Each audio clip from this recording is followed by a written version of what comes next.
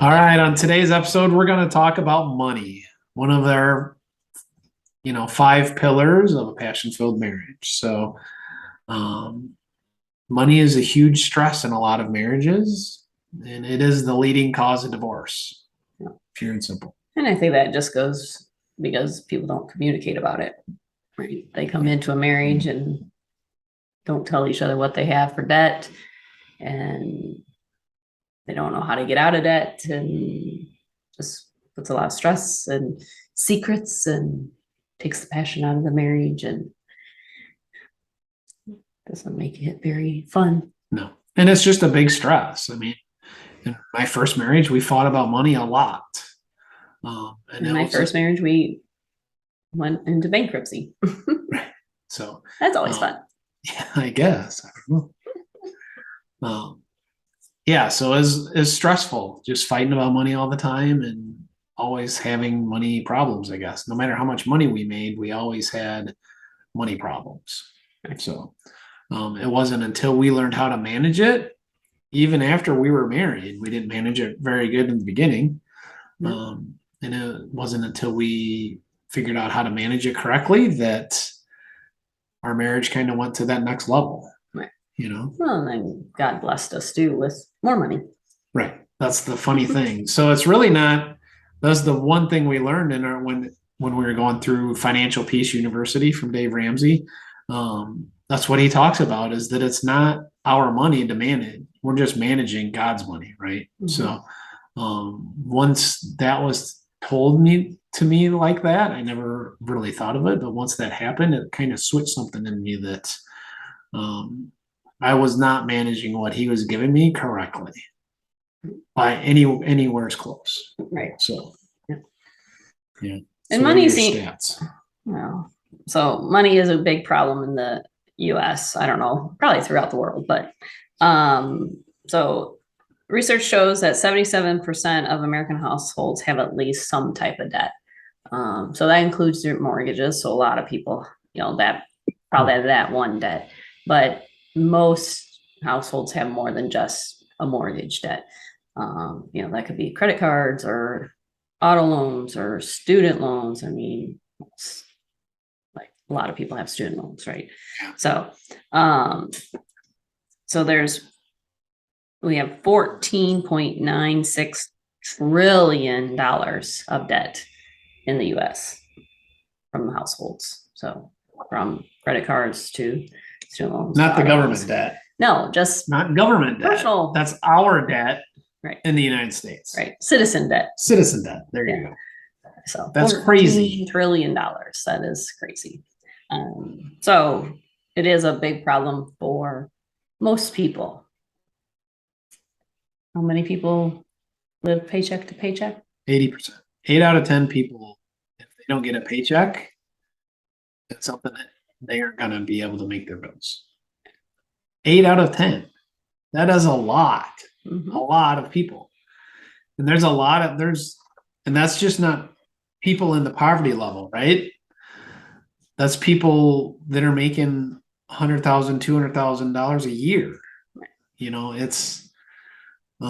It's kind of scary to think that many people, if they don't get paid, aren't going to be able to make their bills the next day or the next week. So, I mean, like I said, I had gone through a bankruptcy. Troy always had money problems with his first marriage. We were living paycheck to paycheck. We were for many years. Probably 8 years or so. Yeah. And then, life happens and we closed Troy's business and we moved to California because I was in the military at the time and Troy wasn't working. And then it's like, whoa, really tight. And then while I was on deployment, he found this program, Financial Peace University. Right. Yeah. So Financial Peace University is Dave Ramsey created it like 30 years ago or something. It's kind of crazy how long ago he did this, but it's still very accurate. So what he basically teaches are 7 baby steps. So we're just going to go through the baby steps. We're not going to dive into them or anything. That's but another episode. that's multiple episodes probably, but as we tweak little things as we go. But the first baby step is an $1,000 emergency fund, right? So if something does happen, you're prepared for it, because as we know, Murphy always happens. Something bad is going to happen when you're not prepared for it. And it's not going to prevent anything major, or wouldn't pay for anything major, but it's a step in the right direction. And it's something achievable. And I can't tell you how nice it was when, this sounds really weird, but when something would go wrong with the car and we actually had the money just sitting there to get it fixed, right?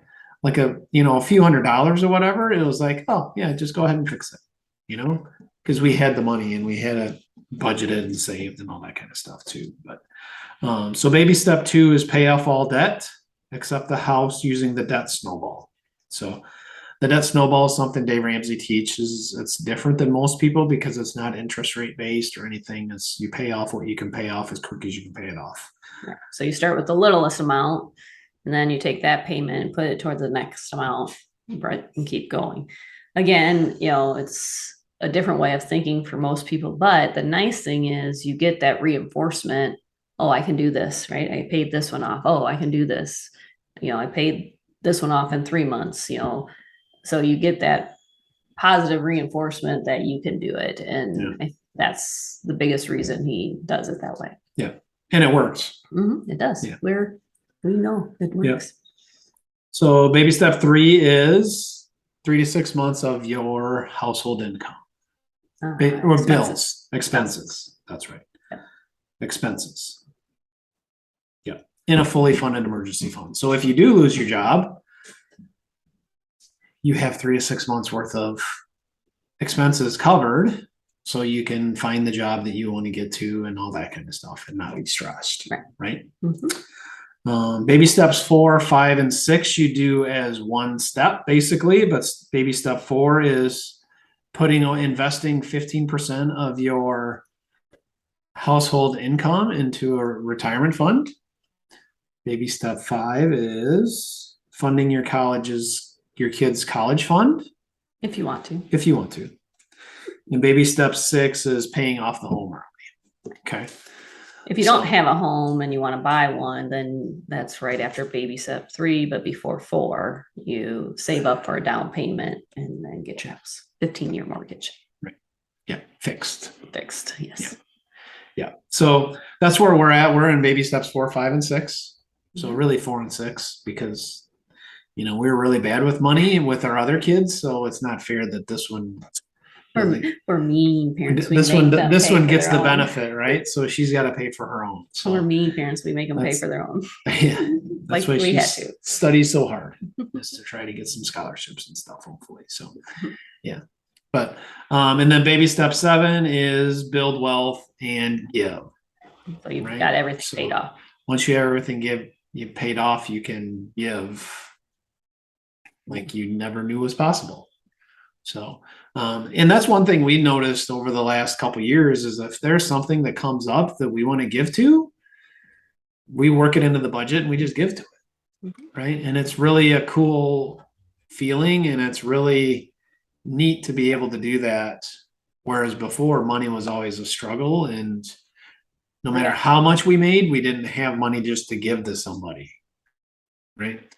If we wanted to tip the waitress 20 or 30 bucks extra, we didn't have it, but now we do. And that's, a really neat thing to do. And the nice thing about Dave Ramsey's programs is he does bring it back to the Bible, right? There's places in there about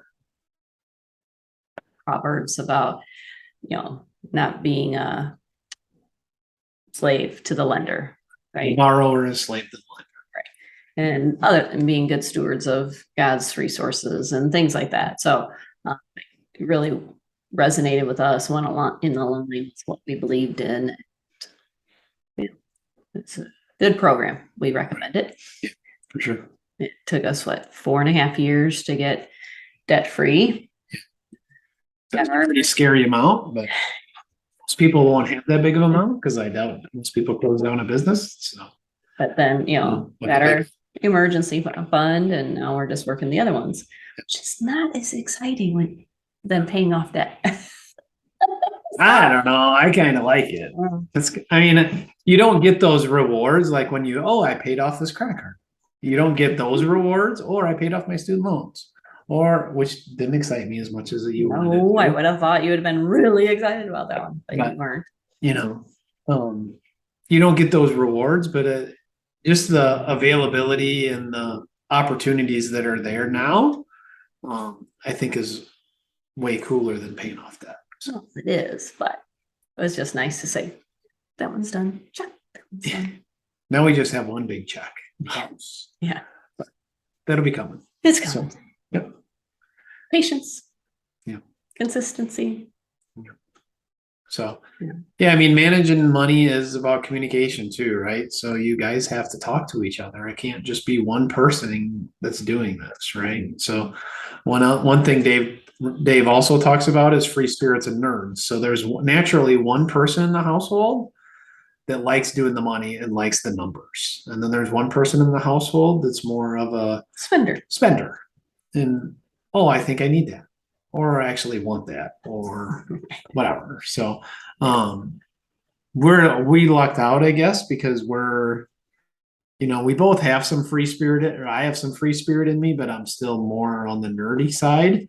And Marty's definitely on the nerdy side. So I like to buy things too, but yes. for everybody else. Yep. Yeah. Yeah, but there's those two conflicting personalities in a marriage usually. So if you don't communicate and you don't know where everything's at, then the free spirit just runs all over the other one. And then the nerd gets mad, and then there's your money problems. Yep. Right. Or the nerd says you can't spend, and then the free spirit gets mad. Right. So, and that's the communication with the budget. Which we do have another episode about just budgeting and all that kind of stuff. We've done one now for 7 years, every month. And then usually halfway through the month, we talk about money too, just where it's going and what's going on. But in the beginning, it's hard. It took time, many hours. And now it takes about half an hour or so at the most. Right. And it's not scary. And it's not really doing the budget. It's shifting the money all around. Right. Yeah. Accordingly. So that's what takes. Because that's the other big thing that we learned in Financial Peace University is if you tell your money where to go, more of it's going to flow to you. Right.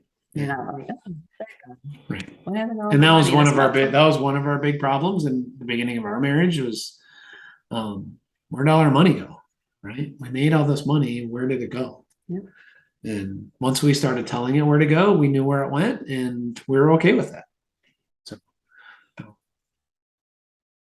but that's just our general money thing, and each little piece of this, the baby steps and budget, and that will all be another podcast. So, yeah, for sure. So, too much to talk about today. Yeah. So, but it's a very important topic, and if you don't, especially if you want to deal with the passion in your marriage. If you don't want to deal with your spouse, the passion will go out of your marriage at some point, guaranteed. So that's where people say they fall out of love with each other, because of money struggles and all that kind of stuff. Lack of communication. So feeling loved. All right. That's all we got for today, because we're going to go down another rabbit hole if we keep talking. So, all right. This is Troy and Marddi reminding you to keep God first, your spouse second, and intimacy always. And have more sex.